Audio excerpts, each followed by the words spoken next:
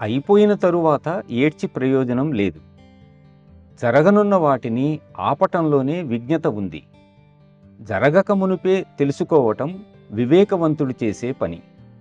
అసలు జరగకుండానే చూసే విధానం మహర్షుల విజ్ఞత విధానం.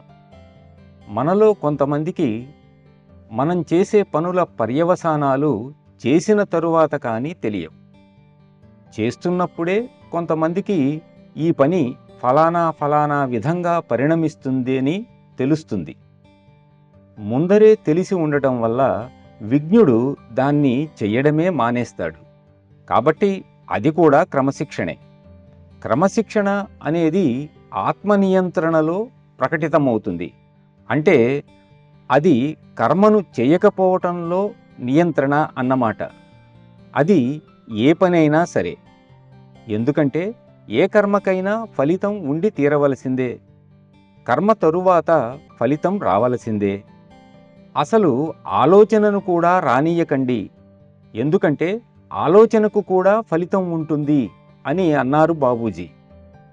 సలహాలు ఇవ్వద్దు. ఎందుకంటే నీవు సలహాలనిచ్చి వాళ్ళు అంగీకరించకపోతే గురువు పట్ల అవిధేయత అనే రెండవ పాపం కూడా వారి మీద మోపినట్లవుతుంది అని లాలాజీ అన్నారు. వారు ఇవన్నీ ఎందుకన్నారంటే వారు అందరినీ అన్నిటినీ ప్రేమిస్తున్నారు కనుక. వారు విశ్వప్రేమికులు కనుక.